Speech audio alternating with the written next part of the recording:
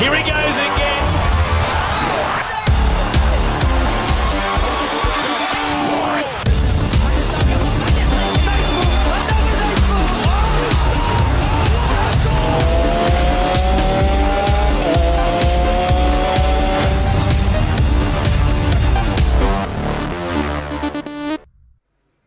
बिस्मिल्लाहिर्रहमानिर्रहीम, अस्सलाम वालेकुम। आप देख रहे हैं स्पोर्ट्स 360 और मैं हूं अहमद नवाज़ और मुझे प्रोग्राम में ज्वाइन कर रही हैं हमारी स्पोर्ट्स एक्सपर्ट, पाकिस्तान की साबिक कप्तान, cricket commentator, broadcaster and presenter Sana Mir. अस्सलाम वालेकुम सना, कैसी हैं आप? वालेकुम अस्सलाम, अल्लाह का शुक्र, ठीक ठाक। Good to have you on the show. एक नज़र लाइनअप पर डालते हैं। सबसे पहले आपको बताएंगे कि पाकिस्तान और श्रीलंका के दरमियान 2 टेस्ट मैचेस की सीरीज़ के लिए कौमी स्क्वाड का रावलपिंडी क्रिकेट स्टेडियम में ट्रेनिंग कैंप जारी है। खिलाड़ियों ने ट्रेनिंग में हिस्सा लिया।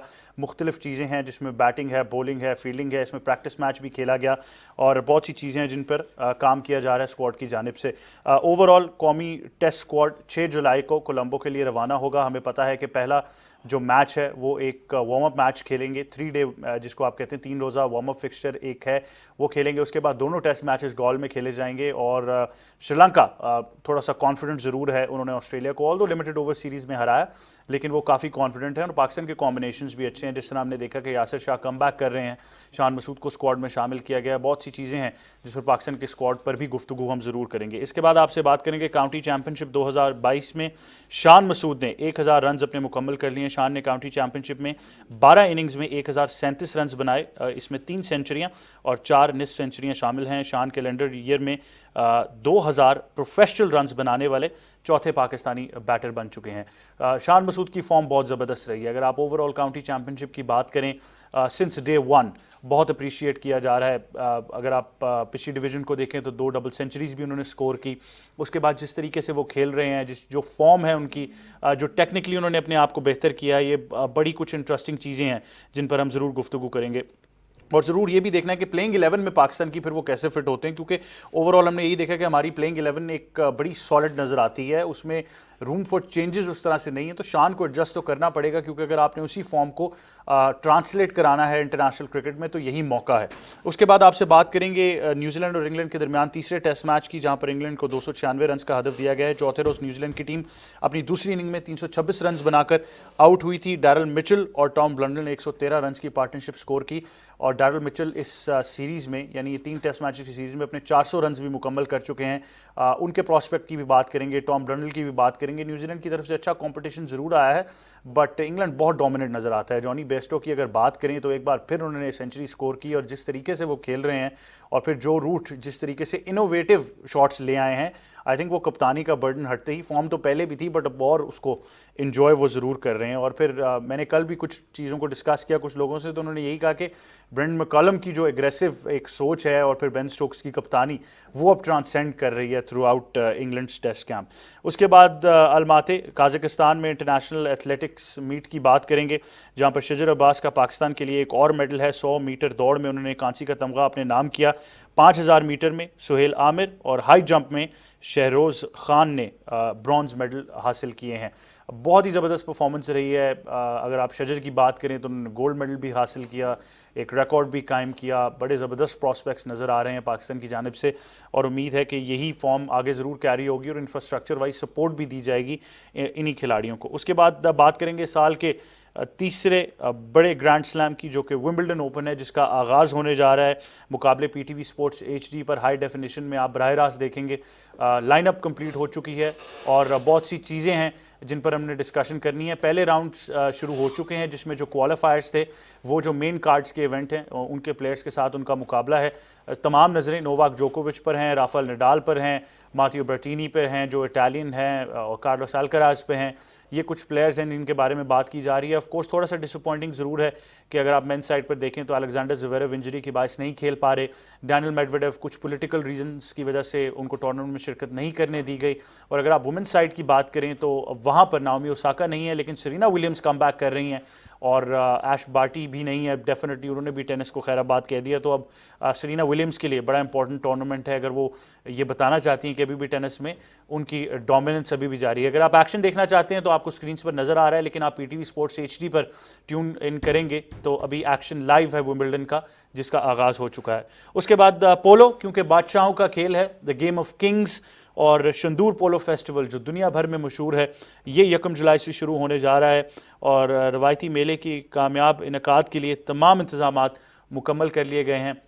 इस पर थोड़ी सी बात ज़रूर करेंगे टूरिज़्म के हवाले से भी, लेकिन ओवरऑल आई थिंक जितने भी लोग शंदूर पोलो फेस्टिवल से वाकिफ़ हैं उनको पता है कि ये साल का सबसे बड़ा फेस्टिवल है और एक पूरा मेला सजता है। सिर्फ पोलो नहीं होती बल्कि सकाफ़त हो या वो एक जो मेहमान नवाजी का मौका है वो भरपूर मिलता है वहाँ के मकामी लोगों को, तो उस पर हम ज़रूर बात करेंगे और डिटेल में कुछ चीज़ों को ज़रूर शेयर करेंगे। कैंप पर बात करते हैं। ट्रेनिंग कैंप जारी है पाकिस्तान क्रिकेट टीम का। श्रीलंका के खिलाफ 2 टेस्ट मैचेस की सीरीज़ है। 6 जुलाई को टीम कोलंबो के लिए रवाना होगी। अभी स्क्वाड जो है वो बड़ी ज़बरदस्त प्रैक्टिस कर रहा है, प्रैक्टिस मैचेस भी खेल रहा है, कुछ इंक्लूजन्स भी हैं, कुछ एक्सक्लूजन्स भी हैं स्क्वाड के। इन तमाम चीज़ों पर एक रिपोर्ट है हमारे पास, उस पर नज़र डालते हैं और फिर वापस आएंगे। मिशन श्रीलंका के लिए कौमी क्रिकेट टीम की तैयारियों का आगाज। टीम का तरबियती कैंप पिंडी स्टेडियम में लगाया गया है। 7 रोजा कैंप के पहले रोज खिलाड़ियों ने वार्म अप एक्सरसाइज की। बाद में क्रिकेटर्स ने नेट प्रैक्टिस की और खूब पसीना बहाया। कोचेस की निगरानी में खिलाड़ी अपनी सलाहियतें निखारने पर तवज्जो दे रहे हैं। मीडिया से गुफ्तगू करते हुए लेग स्पिनर यासिर शाह ने कहा कि टेस्ट स्क्वाड में वापसी पर खुशी है। हर फॉर्मेट खेलने की कोशिश कर रहा हूँ। यहाँ पे बड़ा एंजॉय किया अपने प्लेयर्स के साथ, नेट करके बॉलिंग करके। इससे पहले हमारा कैंप लगा हुआ था NHP से, मैं तकरीबन 1 महीने का कैंप था और उसमें मैंने सारी कोशिश की कि अपने बॉलिंग पे, अपने एक्शन पे और मुशीबे के साथ काफ़ी ज़्यादा वर्क किया उस पर। तो यही मैंने कोशिश यही की जो वहाँ पे जो कंडीशन है श्रीलंका में, उसके लिए अपने आप को प्रिपेयर कर लूँ। काउंटी क्रिकेट खेलने में मसरूफ मोहम्मद रिजवान, अजहर अली और शान मसूद तरबियती कैंप में शिरकत नहीं कर रहे। वो श्रीलंका रवानगी से कबल स्क्वाड को लाहौर में ज्वाइन करेंगे। पाकिस्तान और श्रीलंका के दरमियान ICC वर्ल्ड टेस्ट चैंपियनशिप में शामिल 2 टेस्ट मैचेस खेले जाएंगे। पहला टेस्ट 16 जुलाई से गॉल, जबकि दूसरा टेस्ट 24 जुलाई से कोलंबो में शुरू होगा। पिंडी क्रिकेट स्टेडियम में कौमी क्रिकेट टीम का तरबियती कैंप 7 रोज तक जारी रहेगा, जिसके बाद तमाम खिलाड़ी इकट्ठे होकर लाहौर से श्रीलंका के लिए 6 जुलाई को उड़ान भरेंगे। Zeeshan Qayyum, Pakistan television news, Rawalpindi. जी, ये थे ज़ीशान कयूम, हमारे स्पोर्ट्स रिपोर्टर हैं और बड़ा ज़बरदस्त एक डिटेल्ड एनालिसिस उन्होंने किया स्क्वाड का भी। सलामीर, यासिर शाह बहुत कॉन्फिडेंट लग रहे हैं। आई थिंक वो भी इंतज़ार कर रहे थे कि मौका दोबारा दिया जाए, पाकिस्तान टीम में प्रूव कर सकें कि वो डिज़र्व करते हैं। और हमें पता है कि गॉल में जो कंडीशंस हैं, यासिर शाह काफ़ी मुफीद साबित हो सकते हैं पाकिस्तान क्रिकेट टीम के लिए। बहुत अच्छी अपॉर्चुनिटी है और फेवरेबल कंडीशंस है। कोई भी स्पिनर जब अपना कमबैक करना चाहेगा, ऑब्वियसली उस सब कॉन्टिनेंट की पिचेस पे ही ज़्यादातर प्रेफर करेगा, और वो भी ख़ासतौर पे अगर गॉल की पिच हो जिसका हमें पता है कि ओवरऑल उसके अंदर स्पिन भी ज़्यादा है। और उसके ऊपर क्योंकि अभी मैच खेलेगा भी श्रीलंका, जो ऑस्ट्रेलिया के साथ टेस्ट मैच है वहाँ पर होगा, तो उसके बाद ऑब्वियसली पिच का वेयर टेयर भी ज़्यादा हो जाता है। ओवरऑल उस पिच पे ना भी मैच हो तो स्क्वायर का भी वेयर टेयर ज़रूर होता है टेस्ट मैच के अंदर। तो बहुत ही अच्छी अपॉर्चुनिटी है उनके लिए, पाकिस्तान के लिए। ऑब्वियसली ऑन पेपर हम बार बार ये बात करें कि श्रीलंका की टीम से बहुत बेहतर टीम नज़र आती है पाकिस्तान की, पर ओवरऑल श्रीलंका एक ऐसी टीम है जो ऑन द राइज है। उन्होंने अपना इम्पैक्ट शो किया है लिमिटेड ओवर्स में। ऑस्ट्रेलिया को वनडे सीरीज़ हराई, T20 में एक बहुत ज़बरदस्त टारगेट अचीव किया। तो मेरे ख्याल है कि वो बहुत ज़्यादा चाहेंगे कि जो थर्ड फॉर्मेट है, जो बिगेस्ट फॉर्म है, the purest format of cricket है, उसके ऊपर भी अपना इम्पैक्ट ज़रूर दिखाएं। और ये सीरीज़ जितना हम सोच रहे हैं शायद उतनी आसान ना हो, क्योंकि जो ओवरऑल मोराल है वो श्रीलंकन टीम का काफ़ी हाई होगा। पर ऑब्वियसली क्वालिटी साइड है पाकिस्तान। आप बैटिंग की बात करें, बॉलिंग की बात करें, हेडेक्स हैं सेलेक्टर्स के लिए, पाकिस्तान कैप्टन के लिए कि माशाल्लाह इतने लोग फॉर्म में मौजूद हैं और आपके पास इतना ज़बरदस्त बेंच स्ट्रेंथ है। एक बड़ी इंपॉर्टेंट बात आपने उस दिन भी की थी और मैं चाह रहा था कि हम इसको डिटेल में डिस्कस करें कि अब अगर कंडीशंस की बात करें, गॉल में टेस्ट मैच खेलना है, वहाँ पर स्पिन कंडीशंस हैं और चौथी इनिंग्स की भी हमने बात की थी जहाँ पर मेजॉरिटी टोटल भी लेस हो जाता है और फिर बॉल ज़्यादा ब्रेक होगा। डेफिनेटली जो ओवरऑल हमने सिनारियो देखा है गॉल में जितनी भी टेस्ट क्रिकेट हुई या क्रिकेट हुई है, श्रीलंका की स्ट्रेंथ भी स्पिनर्स की है, तो मोस्ट प्रॉब्ली हमारे बैटर्स का मुकाबला उनके स्पिनर्स के साथ ही है। बट ऐसे मौके पर जिस तरह आपने भी उस दिन जिक्र किया कि कुछ एस्केप शॉट्स हैं जिसमें स्वीप, रिवर्स स्वीप का इस्तेमाल आपको करना पड़ेगा, तो टेक्निकली फिर कैसे देखती हैं अगर हमारे बैटर्स का टेक्निकली मुकाबला उनके स्पिनर्स के साथ किया जाए? देखिए, जितना आपके पास टाइम ज़्यादा हो, फास्ट बॉलर्स के लिए ख़ास तौर पे वो बड़ा इंपॉर्टेंट होता है, और स्पिनर्स को खेलने के लिए आपकी फीट मूवमेंट बहुत ज़्यादा ज़रूरी होती है। अगर आप अभी हम शान मसूद का भी पैकेज देख रहे थे, वो क्यों इतनी ज़बरदस्त फॉर्म में नज़र आ रहे हैं, कि उनके पाँव बहुत ज़बरदस्त चल रहे हैं। क्या अगर वो क्रीज़ के अंदर मूवमेंट है या डाउन द पिच मूवमेंट है, और वेट ट्रांसफ़र जो आपका है वो बड़ा इंपॉर्टेंट हो जाता है। और ऑब्वियसली जितना आप लेट खेलेंगे बॉल को, क्योंकि आपको पता है टेस्ट क्रिकेट के अंदर कैचिंग फील्डर्स मौजूद होते हैं, स्लिप्स पे होते हैं, शॉर्ट कैचिंग पे होते हैं, तो जितना आप कंट्रोल में अपने करीब बॉल खेल सकते हैं उतने टेक्निकली साउंड होते हैं। बाबर आजम इसकी सबसे ज़बरदस्त मिसाल है। अगर आप बैटिंग की बात करें तो अगर आप बाकी लोगों का इम्पैक्ट देखें और उनका इम्पैक्ट देखें तो वो बिल्कुल उनके आई लाइन के करीब होता है। इवन जो आपकी लिमिटेड ओवर्स की क्रिकेट है, जहाँ पे आपको बड़ा बैकलिफ्ट चाहिए होता है और आपको ज़ोर का शॉट लगाना होता है, वहाँ पर भी उनका जो बहुत कंट्रोल ज़बरदस्त नज़र आता है। तो जितना जितना आप लेट खेलेंगे बॉल को, जितना आपके पास टाइम ज़्यादा होगा as a batter, I think वो सबसे ज़्यादा ज़रूरी चीज़ होती है। और पाकिस्तान के बैटर्स ने इस चीज़ के ऊपर काम किया हुआ है। इस वजह से हम बार बार कह रहे हैं कि ऑन पेपर बहुत स्ट्रॉन्ग टीम है, पर जो अच्छा स्पिनर होता है उसका काम ही है कि उसने फ्लाइट में बीट करना है, यानी कि उसको जो पॉइंट ऑफ इम्पैक्ट है वो बैटर उसको कंफ्यूज, वो उसको डाउट क्रिएट करे, क्योंकि वो अपनी पेस वेरिएशन से और फ्लाइट वेरिएशन से वो इम्पैक्ट पॉइंट अपने कंट्रोल में कर लेता है। अगर आप एक ही पेस से, एक ही फ्लाइट से एज ए स्पिनर बॉल कराते रहेंगे तो फिर बहुत आसान हो जाता है बैटर्स का इम्पैक्ट पॉइंट अपने करीब रखना और फीट यूज़ करना।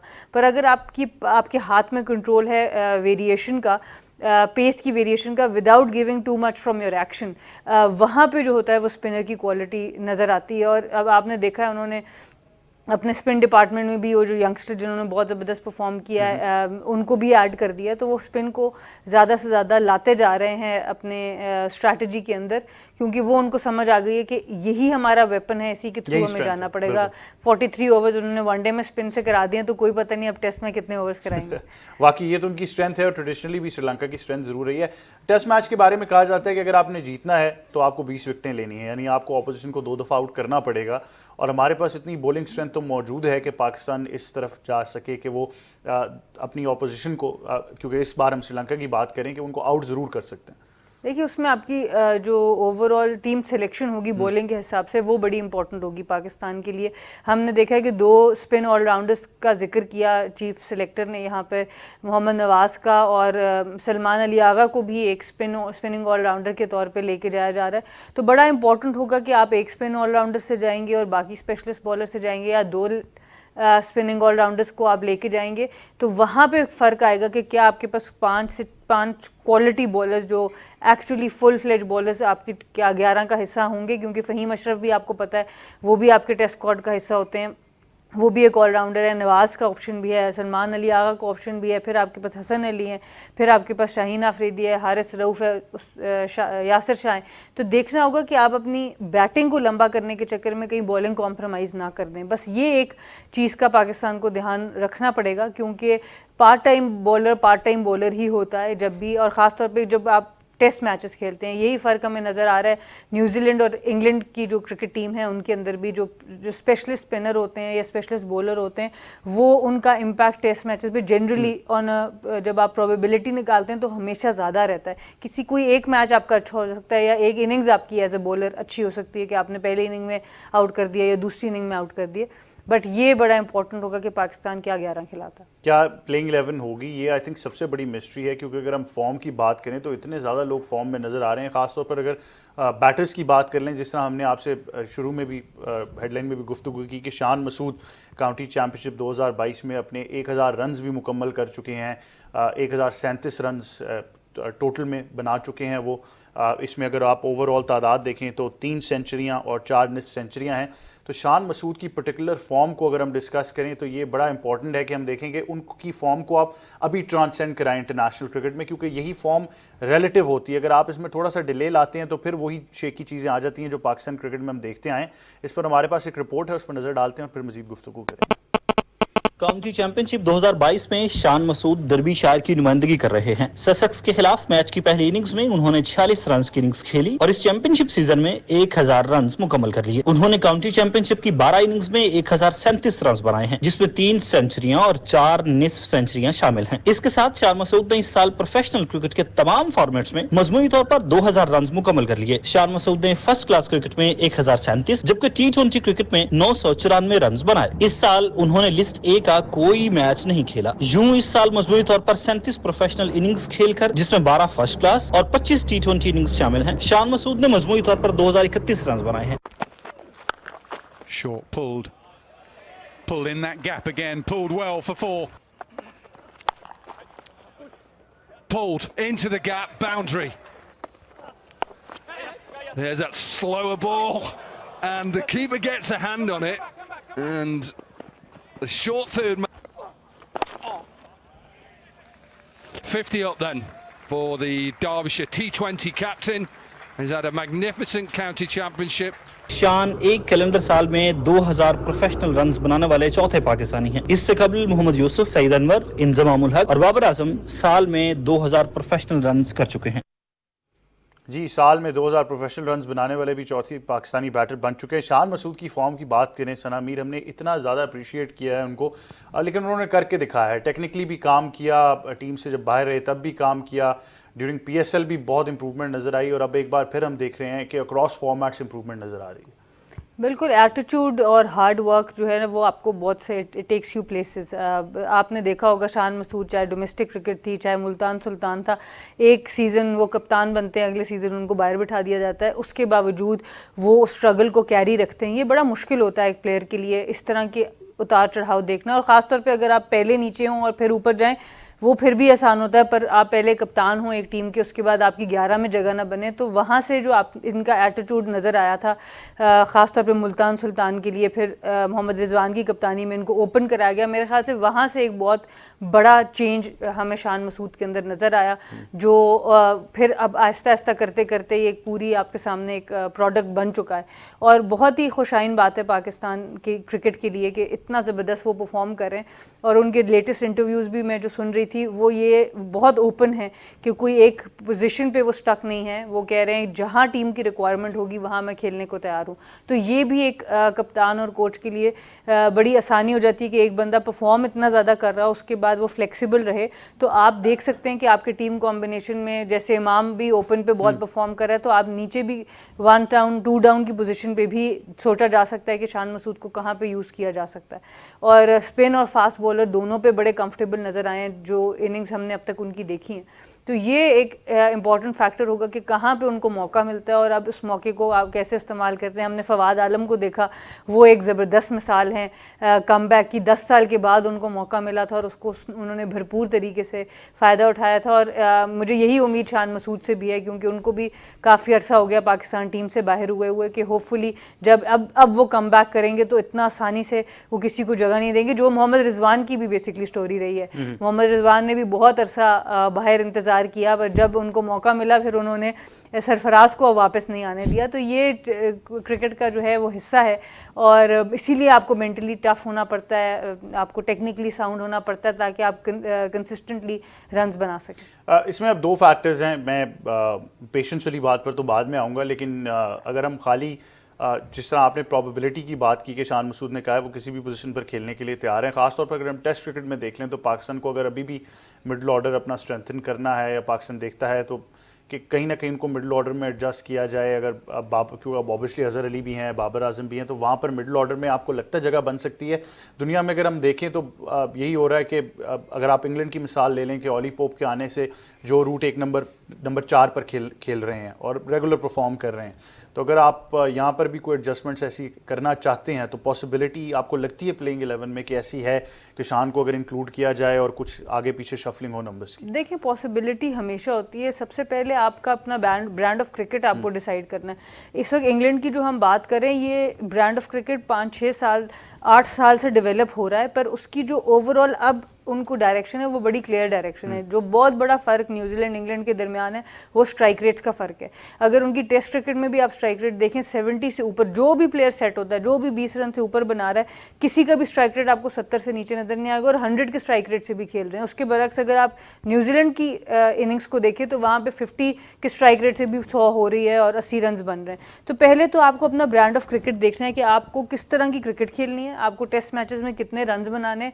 उसके हिसाब से आपको अपना बैटिंग ऑर्डर करना है, और उसके हिसाब से आप अपनी बॉलिंग को भी ट्वीक कर सकते हैं। अगर आप अपनी बॉलिंग से जीतना चाहते हैं तो फिर ऑब्वियसली कहीं ना कहीं आप बैटिंग में कॉम्प्रोमाइज करते हैं। तो ओवरऑल आपने सबसे पहले अपनी जो टीम की स्ट्रेंथ है उसको आइडेंटिफाई करना है। आपने देखना है कि आपने किस स्ट्राइक रेट के प्लेयर्स आपको किस किस नंबर पे चाहिए, उस तरह के टारगेट कॉन्स्टेंटली अचीव करने के लिए जिस तरह की ब्रांड ऑफ क्रिकेट आप चाह रहे हैं। तो आई थिंक ये एक होलिस्टिक प्लानिंग का हिस्सा होता है। ये आप मैच बाय मैच या फॉर्म बाय फॉर्म अगर करेंगे तो वो टीम का नुकसान ज़्यादा होगा, उसमें इतना फ़ायदा कम होगा। लेकिन अगर आप ओवरऑल एक बड़ा ब्रांड, एक बड़ी पिक्चर का सोच के प्लान करते हैं और फिर लोगों को एक फ्री हैंड देते हैं 5-6 टेस्ट मैचेस का, 4-5 टेस्ट मैचेस का, फिर चेंजेस करते हैं, आई थिंक वो ज़्यादा बेहतर होगा। अब पेशेंस वाली बात पर आ जाते हैं, क्योंकि माजी में कुछ मिसाल ऐसी हमें मिली हैं जिसमें प्लेयर्स डिसहार्ट हो गए हैं पाकिस्तान क्रिकेट से, और वो कुछ ने क्रिकेट भी छोड़ दी और कुछ मुल्क छोड़कर कहीं और भी खेलना शुरू हो गए। अब पर्टिकुलरली आपने फवाद आलम की बात की, शान मसूद की अगर अभी करंट सिनारियो में बात कर लें, या मोहम्मद रिजवान की बात कर लें, तो जितने हमारे यंग क्रिकेटर्स या इमर्जिंग क्रिकेटर्स अभी ये प्रोग्राम देख रहे हैं या वो ये समझना चाहते हैं कि उन्होंने पाकिस्तान के लिए खेलना है, तो ये पेशेंस का एलिमेंट कितना ज़रूरी है। लेकिन ये ज़रूर डिस्कस डिटेल में करना है एक छोटे से वक्फे के बाद। देखते रहिए sports 360। Here he goes again.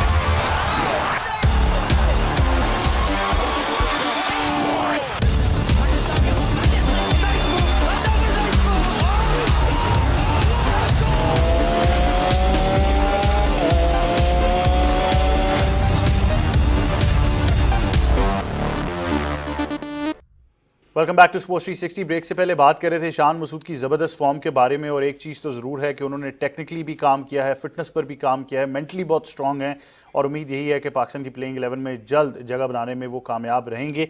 अब आपसे कुछ टेस्ट क्रिकेट की बात करें तो न्यूजीलैंड और इंग्लैंड के दरमियान तीसरे टेस्ट मैच का मुकाबला जारी है।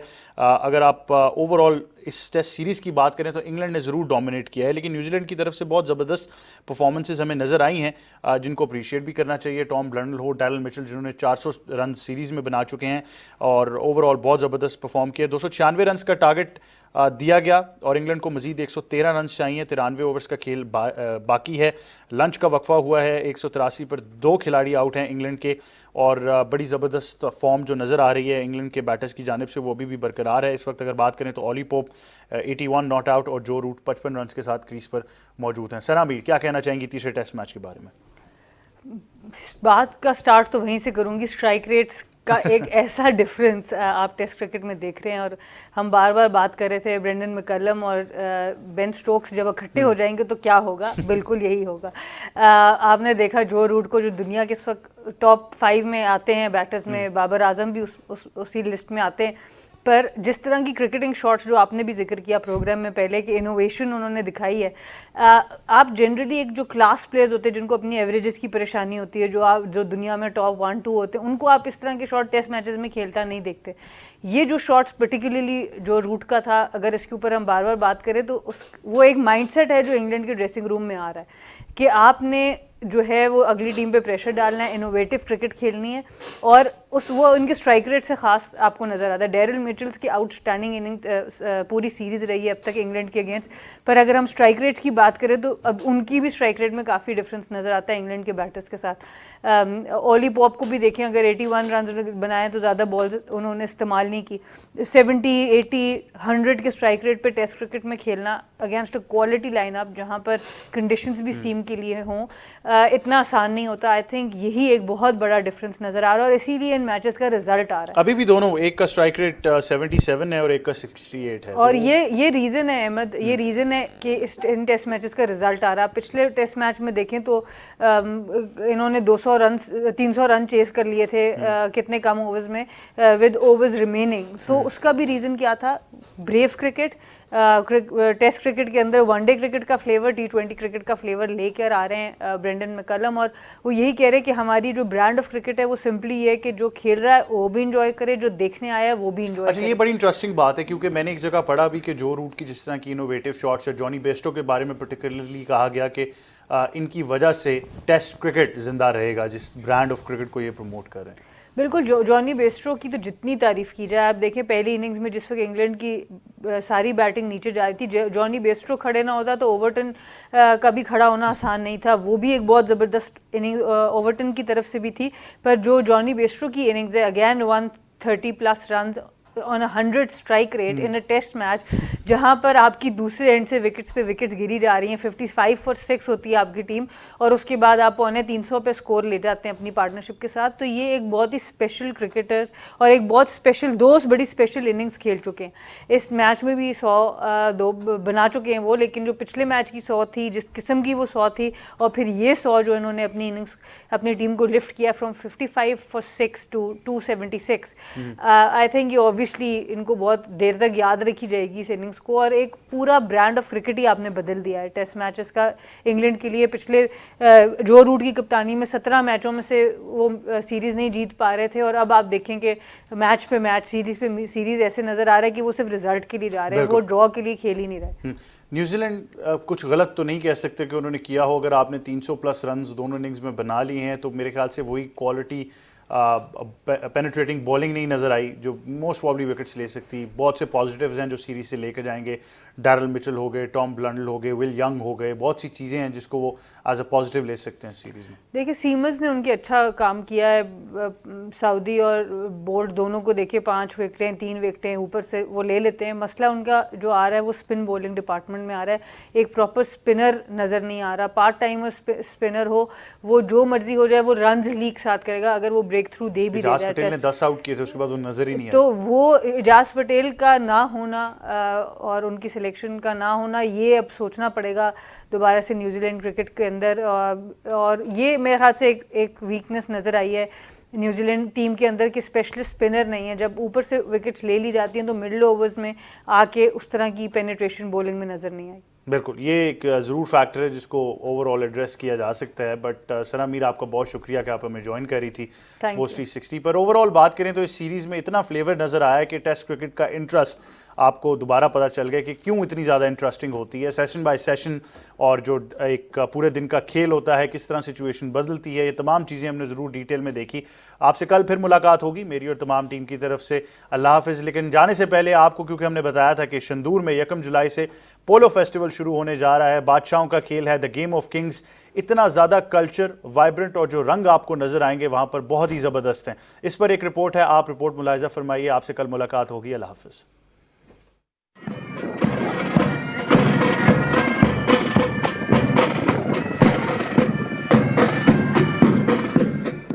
शंदूर पोलो फेस्टिवल महज एक सकाफती मेला नहीं, बल्कि ये 2 रिवायती हरीफों गिलगित और चित्राल के दरमियान सनसनीखेज फ्री स्टाइल पोलो के मुकाबलों के लिए भी मशहूर है। सतह समंदर से 12,600 फुट बुलंदी पर वाक़े शंदूर पोलो ग्राउंड में खेली जाने वाली पोलो में कोई कानून नहीं होता, तभी इसे फ्री स्टाइल पोलो कहते हैं। फेस्टिवल को देखने के लिए हर साल कसीर तादाद में मुल्की और गैर मुल्की सयाह शंदूर का रुख करते हैं। सयाहों के लिए Khyber Pakhtunkhwa tourism and culture authority और अपर चित्राल की जिली इंतजामिया ने टेंट विलेज कायम कर लिया है। पोलो फेस्टिवल के इख्तितामी तकरीब में रवायती रक्स के साथ साथ पैराग्लाइडिंग और फ्री फॉल का मुजाहरा भी किया जाता है। Mudassir Khan, Pakistan television news, Peshawar.